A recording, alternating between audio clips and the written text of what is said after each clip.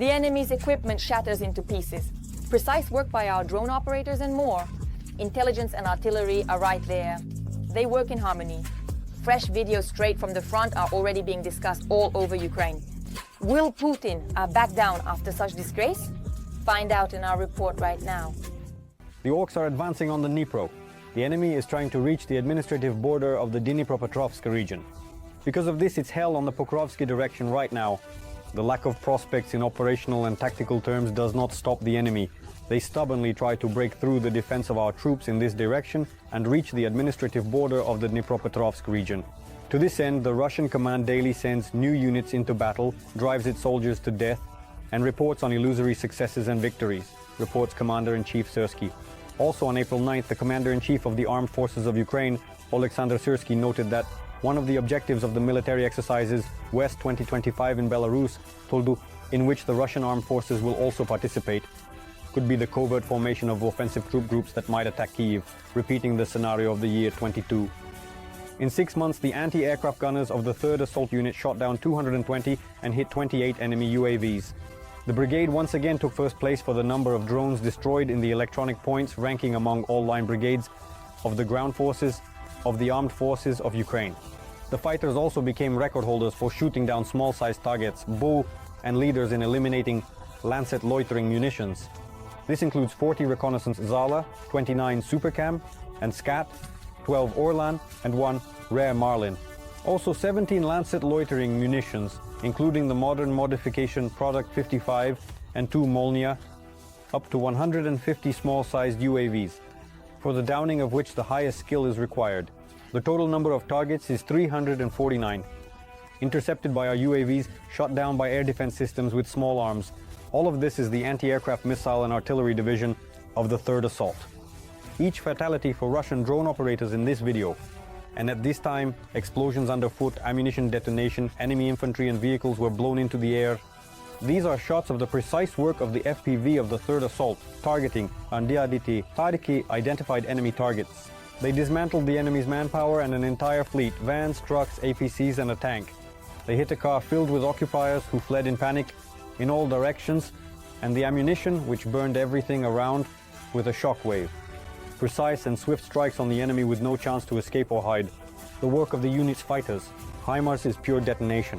The warriors of the Bodia in the Magura Brigade discovered an enemy gun and instantly organized a true symphony of destruction. What does true combat harmony look like? It looks exactly like this. The pilots of the unmanned aerial reconnaissance of the 47th Separate Mechanized Brigade launched the Fury into the sky, and it clearly captured the enemy's D-30 howitzer camouflaged in the forest strip. The camouflage did not save them. The coordinates were promptly relayed to the artillerymen.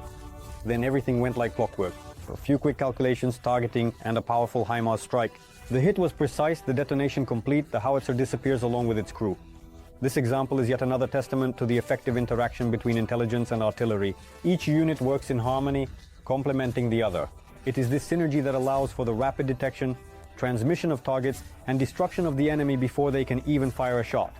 Bulk deliveries of the Rashists to Kobzon's concert, performed by the UAV operators of the Assault Regiment Luhansk of the National Police Brigade, LUT. While the enemy unsuccessfully tries to advance and assault Ukrainian positions, our drones methodically carry out their mission of goodwill, sending the next batches of occupiers to an unforgettable performance by Master Kobzon.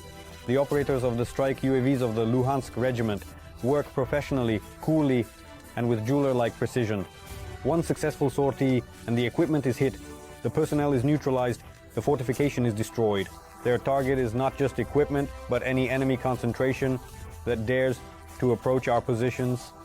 The drones of the Luhansk Regiment are not just eyes in the sky, they are retribution from above. FPV strikes, pinpoint drops, bombs on positions.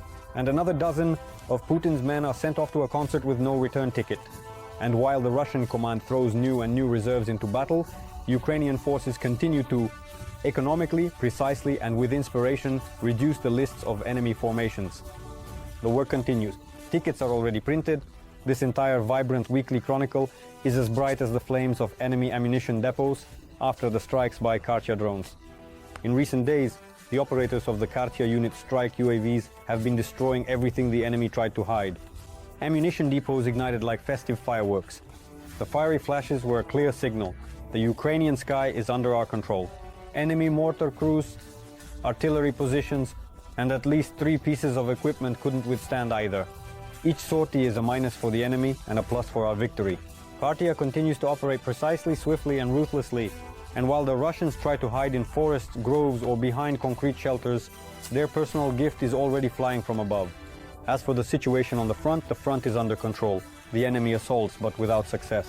The greatest effectiveness has been recorded in the Kursk direction: 25 attacks, 8 airstrikes, over 250 shellings. Despite the scale, there is no success. The heaviest fighting remains in the Pokrovsk direction. There, our defenders have halted 75 offensive actions by the aggressor as of 30/04. The enemy attempted to advance on Staromykolaivka and Tarasivka. There, the occupier is trying to break through and cut off the logistics of the armed forces. In the Lyman direction, there were 21 attacks, and in the Kramatorsk direction, 13, but none resulted in advances. In Kharkiv region, Kupiansk, Siversk, Toretsk, and Novopavlivka, intense fighting is ongoing. However, Ukrainian forces are consistently holding the defense and thwarting enemy plans. In the Huliapol, Orikhiv, Volyn, and Polisia directions, there is calm. Despite the pressure, the armed forces of Ukraine maintain the initiative, destroy equipment and manpower, and systematically reduce the offensive potential of the Russian Federation.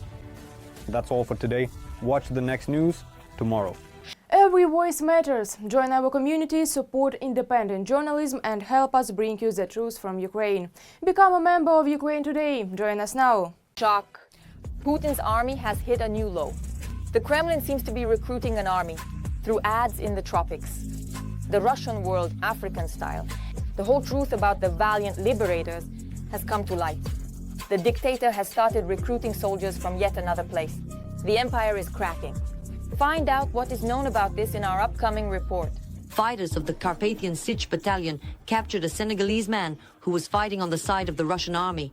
According to the Mercenary, he studied for 2 years at a Russian university and then decided to move from Russia to Europe by the shortest route, through the Frontline. During the examination of the prisoner, Russian bank cards were found, and according to him, he was like an emigrant wanting to emigrate further abroad to Germany. He was told to go to the line of combat engagement, earn money, and then he would, well, move further as if to earn money. I want to go from Russia to Europe because he says it's not difficult. Russians are burying foreign mercenaries by the thousands in Ukrainian black soil. Investigative journalists, thanks to social networks and data leaks, are constantly identifying more and more Kremlin defenders. The publication Important Stories has uncovered the names of 1,500 people from 48 countries around the world. The media obtained access to the data of the Unified Medical Information Analytical System. In it, 1,500 people are registered at the same residential address, which coincides with the location of the sole contract recruitment point. This is the number of recruits from the end of April 2023 to May 2024. The leaders were the Nepalese. However, after their participation in the war began to be confirmed in the media, the authorities stopped issuing tourist visas to Russia and their influx decreased. The largest source of mercenaries after Nepal is the post-Soviet Maoist countries. Kirilo Stremusov, through just one recruitment point on Yabluchkova, Idisom, Yerbutva, at least 523 people from post-Soviet states have passed in a little over a year. The majority are from Tajikistan, Uzbekistan, Belarus, Kyrgyzstan, and Kazakhstan. Some flew to Russia from their home countries on the same day or a day before appearing at the recruitment point. However, most of those for whom border crossing data is available have lived in Russia for more than a month and often more than a year. Narrator. Currently, there are several scandals in Kazakhstan surrounding the recruitment of the country's citizens for the war in Ukraine. Firstly, local activists have noted how the Russian propaganda channel Sputnik openly advertises recruitment for participation in the war within the ranks of the Russian army. Secondly, Kazakhs have received a list of 600 names of the country's citizens who are mercenaries. The local authorities, who had previously shown neutrality, became anxious. Kazakh voice. We do not know the accuracy of these numbers, how much they correspond to reality. We need to look into this now and verify this information. Kazakh voice. And last year, example, how many people were prosecuted for mercenary activities? Bar Kazakh voice, make an official request. Viktor Sivov.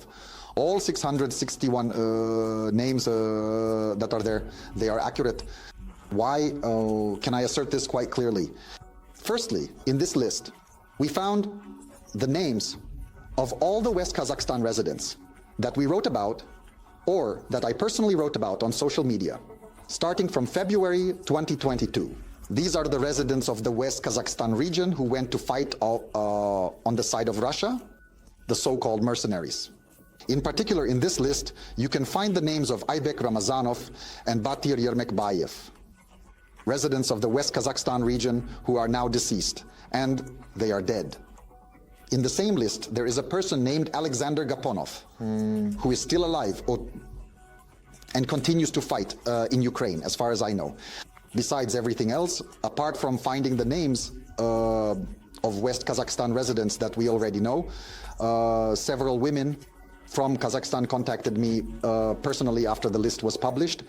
These are the mothers, wives and sisters of those men who left Kazakhstan to fight for Russia against Ukraine, and accordingly those missing in action. Narrator, in fact, there are many more such Kazakh mercenaries. In the Russian army, they have to endure violence and humiliation, and of course participate in the meat grinder assaults.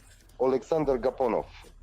People from the near abroad are subjected to the most horrific torture and violence, and then, let's say, due to their broken psyche, they simply cannot find any way out other than to go on this assault. People at the front now, regardless of who they are, live up to 2 months. A month, 2 weeks, a week and a half, and it doesn't matter who they are, convicts, contract soldiers, or immigrants who are forcibly, let's say, driven into this war. The list I publish, I Want to Live, includes more than 800 people. But we understand that if people have been reaching out daily since the beginning of this year, searching for various individuals, then we realize that this number has long surpassed 1,000 people. Mainly, from what I communicate and hear from your side, these are people from northern Kazakhstan. Announcer, officially, there are currently 7 Kazakh mercenary prisoners of war in Ukrainian captivity. But they can only be exchanged to Russia, which does not want them. The prisoners do not want to return to their homeland. Viktor Sivov. None of them want to return to Kazakhstan. It's understandable, because according to Kazakh laws, specifically the criminal code of the Republic of Kazakhstan, there are 2 articles in the criminal code that provide punishment for going to fight in Ukraine. There is the article mercenarism and the article participation in foreign armed conflicts. According to these 2 articles, which are considered serious offenses, the punishment terms are quite severe, ranging from 9 years to up to 17 years of imprisonment. Therefore, it's not surprising that all these mercenaries with Kazakh passports who fought for Russia and were captured do not want to return to Kazakhstan. There's nothing surprising about that. And it's also not surprising that they want to return to Russia. I don't know how much they want to go back to war, but they definitely want to obtain Russian citizenship. Narrator, this mercenary from Kyrgyzstan also fled to Russia for the promised citizenship. He fought for half a year, but when he returned home, he was detained. The court sentenced him to 10 years in a penal colony with a 3-year suspension. The mercenary fled to Russia. Mercenary, I had no problems crossing the border because they asked where I was heading. I said I was going to Kazakhstan for gasoline. Narrator, Kyrgyzstan is one of the top countries from which people go to fight in the ranks of the Russian Tsar Army. After Russian security forces brutally mistreated migrants in a bathhouse, the local authorities finally noticed and blocked the recruitment channel. It turned out to be the Russian house. The Kyrgyz detained the Russian woman Natalia Sekharina until mid-June. She represented Rosotrudnichestvo in Ukraine. Along with her, a city hall employee from Osh ended up in the detention center. They are accused of recruiting mercenaries for the war in Ukraine, on the side of Russia. The names of 2 other detainees, have not been disclosed. The problem for mercenaries from neighboring countries is also that by being tempted by a Russian passport, they automatically become citizens of the Russian Federation for Russians, with corresponding obligations. And all other countries associated with Russia through partnership agreements must essentially extradite their own citizens to the Russian Federation. There are many such requests concerning military personnel who have returned to their historical homelands. My daughter is a citizen of Kyrgyzstan. She grew up in Kyrgyzstan. I don't want to give her to Russia. I don't want to send her to war. Narrator. But all these tears of mothers and the bullying by commanders, of course, do not make it to the federal channels. The propaganda machine continues to churn out videos about the great Putin, the father of all nations. Nazar Papa Vladimir Putin, Roman, this is Papa Vladimir Putin. He must be respected, and everyone in the world respects him. I would dream of seeing him and shaking his hand, or at least raising my hand to greet him. I'm very proud of him. Darina Gutsalo, that's all from me. I was with you, Darina Gutsalo. Even more hellish news from the front in our next issue. In the meantime, don't forget to subscribe and like. See you.